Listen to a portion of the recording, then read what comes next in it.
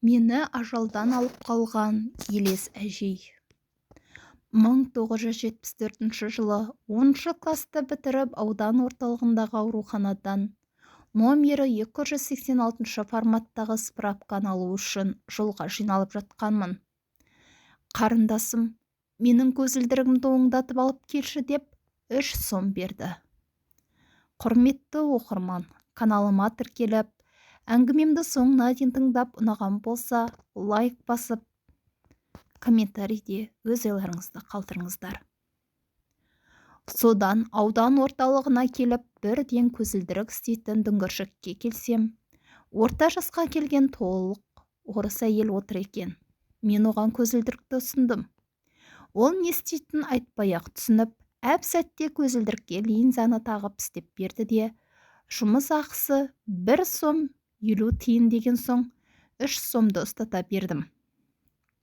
Ол есептеп, маған көп ұсақ ақша ұстата салды. Ақшаны алып санасам, 10 сом қайтарып беріпті. Менің ішкі дүнием астан-кестең болды. Не істейін? Сіңіріп кетейін бе деп те ойладым. Ол кезде 10 сом әжептәуір ақша. Ол ақшамен қалаға барып, кешке дейін қыдырып қайтып келуге де болатын.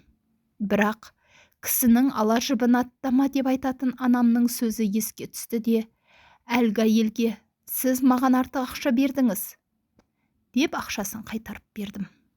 Сонда әлгі әйелдің қалай қуанғанын көрсеңіз, рахметін жаудырып жатыр.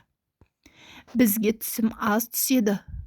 10 сомның орнын жабу үшін қаншама тер төгер едім деп рахметін қайта-қайта айтып шығарып салды. Анам айтушы еді, 40 рахмет бір ажалдан құтқарады деп. Сол сөздің жаны бар екен. Кейін көзім жетті.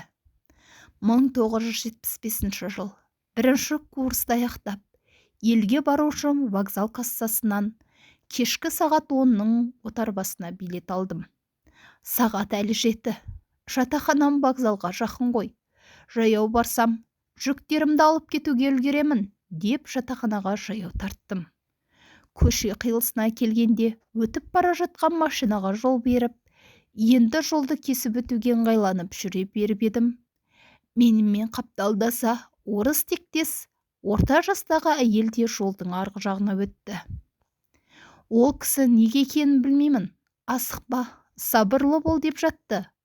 Содан екеуміз шүйіркелесіп, әңгімелесіп кеттік. Ол кісіге: 1-ші курсымды аяқтадым, отырбам, кетуге 3 сағат бар. Сондықтан жатақханаға зарттарымды алуға бара жатырмын, дедім. Сен асықпа, асықпаған арбамен қоянға жетеді. Сақ болғанға Алла да жақын. Оқуыңа күш сал, сонда көздеген мақсатыңа жетесің, деп ақыл кеңесін аямай айтып келе жатты. Жатақхананың жанында Москва дүкені болатын. Мен дүкенге жақындай бере, бір нәрсеге алаңдап артыма қарайладым да, қайтадан әлгі әйелге бұрылып, әлдене айтуға оқтала беріп едім. Жанымдағы әйелді таба алмай қалдым. Төңіректе көрінбейді. Қайда кетті екен деп қатты таңғалғаным есімде. Әлгінде ғана жанымда еді ғой деймін. Содан жатақханаға келдім. Келсем, бәрі ұйқыға жатып қалыпты. Чемоданыма заттарымды салып жатыр едім. Жолдасым, сен қайда жиналып жатырсың, деді. Отарбам сағат 10-да. Соған үлгерім керек, дедім. Сен қызық екенсің, сағат 10 болды, енді үлгермейсің, дегенде қатты өкіндім.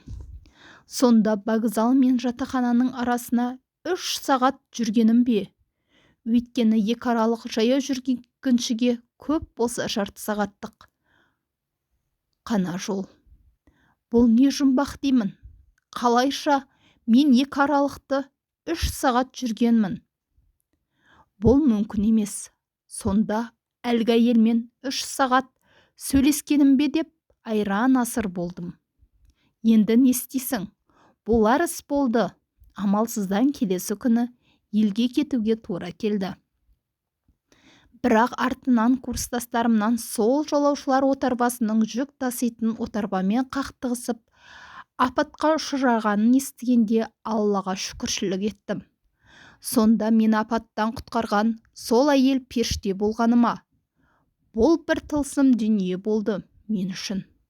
Осыдан бастап мен адамдарға жақсылық көрсетіп, рахметтерін жинап жүргенді сауап деп білетін болдым.